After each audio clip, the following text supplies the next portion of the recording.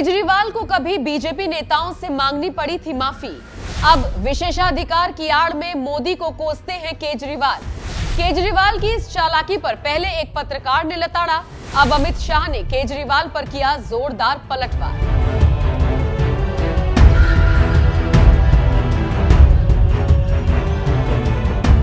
कभी कांग्रेस को पानी पी पी कर कोसने वाले आम आदमी पार्टी के नेता और दिल्ली के मुख्यमंत्री अरविंद केजरीवाल आजकल कांग्रेस के गुणगान गाने में लगे हुए हैं। यहां तक कि कांग्रेस नेता राहुल गांधी की सांसदी जाने के बाद तो सीएम केजरीवाल को इस कदर दुख हुआ कि भरी विधानसभा में राहुल गांधी की सांसदी जाने का मुद्दा उठा दिया और इसी बहाने मोदी को कोसते कोसते हुए उन्हें देश का सबसे भ्रष्ट पीएम बता दिया। तो वहीं अब बीजेपी के कद्दावर नेता और देश के गृह मंत्री अमित शाह ने केजरीवाल पर छाती पीटने का आरोप लगाकर मुंह तोड़ जवाब दिया है।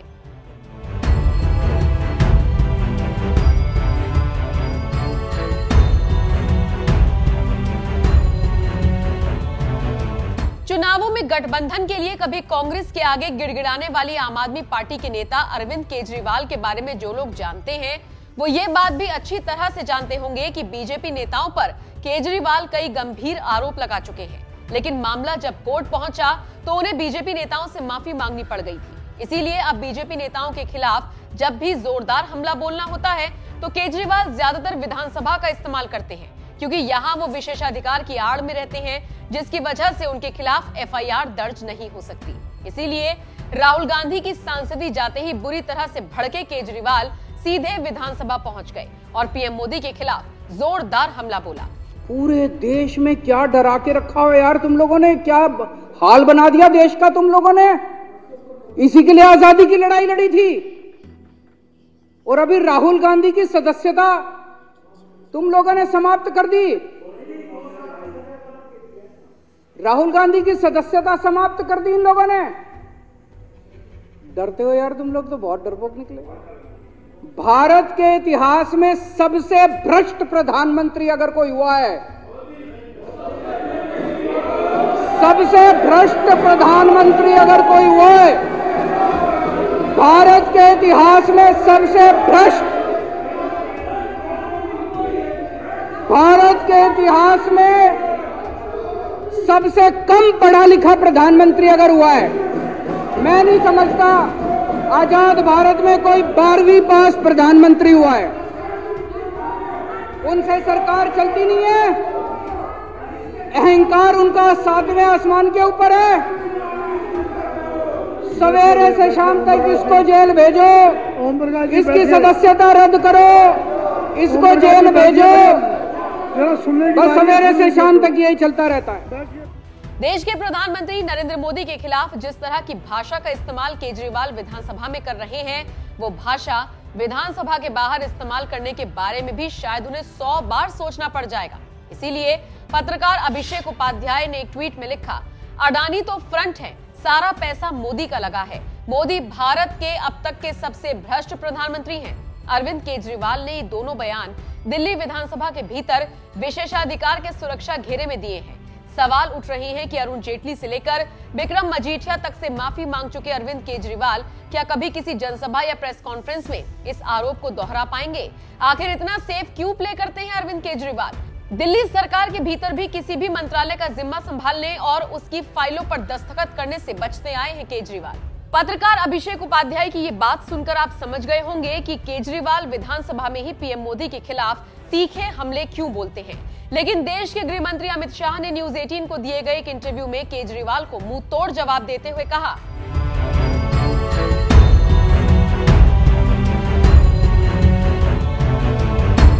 दरअसल इंटरव्यू के दौरान गृह मंत्री अमित शाह से विपक्ष के उन आरोपों को लेकर सवाल किया गया था जिनमें कहा जा रहा है कि सीबीआई और ईडी का दुरुपयोग करते हुए विपक्षी नेताओं को परेशान किया जा रहा है। इस सवाल का जवाब देते हुए अमित शाह ने कहा, 2014 और 2019 दोनों चुनावों में बीजेपी सरकार ने देश से वादा किया था कि हम भ्रष्टाचार के खिलाफ लड़ाई लड़ेंगे और हमारी ये लड़ाई भ्रष्टाचार के खिलाफ है। केजरीवाल रोज छाती पीटते हैं, भैया सारे निर्दोष हैं, तो जैन साहब कितने समय से अंदर हैं? क्यों बेल नहीं होता? सिसोदिया कितने समय से अंदर हैं? क्यों बेल नहीं होती? इस देश में अदालतें हैं, सबको अपना केस लेकर अदालत के सामने जाना चाहिए। एजेंसियों के दुरुपयोग का आरोप लगाने के लिए मैं कांग्रेस के मित्रों को कहना चाहता हूं कि एक उंगली किसी की तरफ करोगे तो 4 उंगली आपकी तरफ होता है, ये ध्यान रखना। गृह मंत्री अमित शाह ने आम आदमी पार्टी के जिन 2 नेताओं का नाम लिया, वो दोनों ही केजरीवाल सरकार में मंत्री थे। सत्येंद्र जैन जहां स्वास्थ्य मंत्री थे, तो वहीं मनीष सिसोदिया डिप्टी सीएम थे।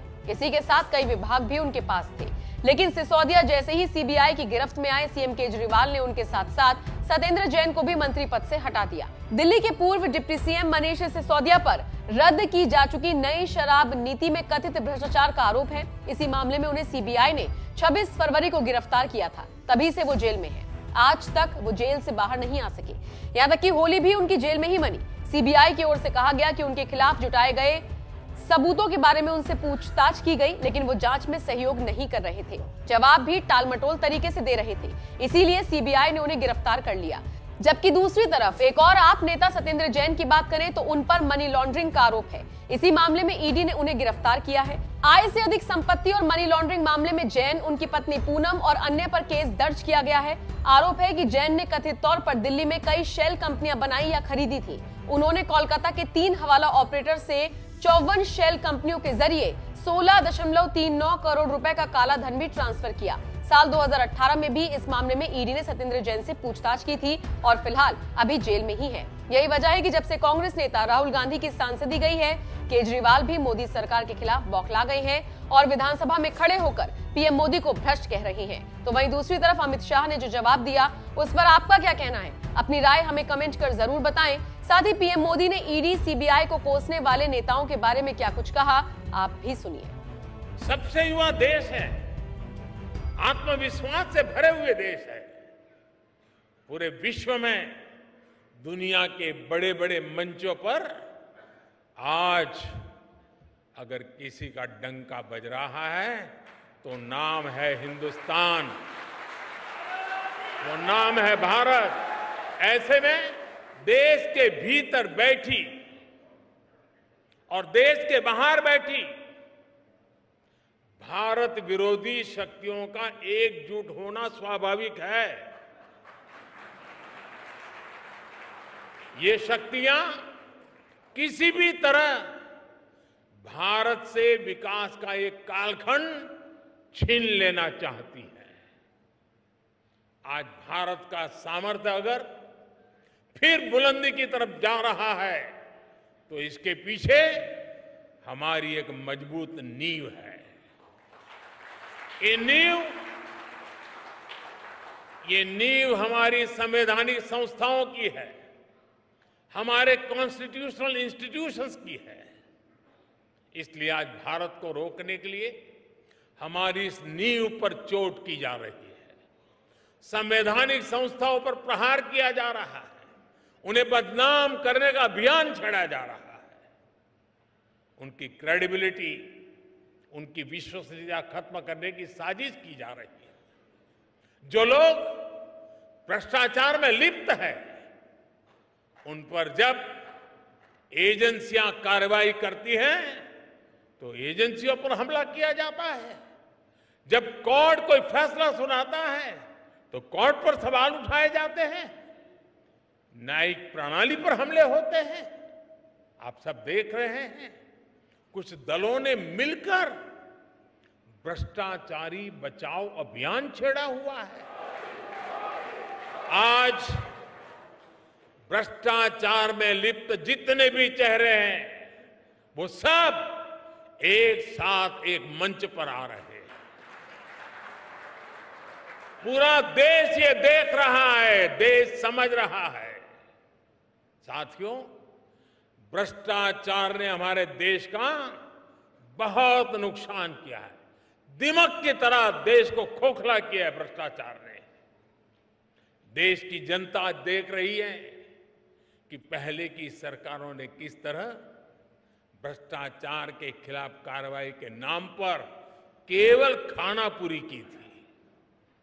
लेकिन पिछले 9 साल में भाजपा सरकार ने भ्रष्टाचार के खिलाफ जो अभियान चलाया, उसने आज भ्रष्टाचार और भ्रष्टाचारियों दोनों की जड़ें हिला दी।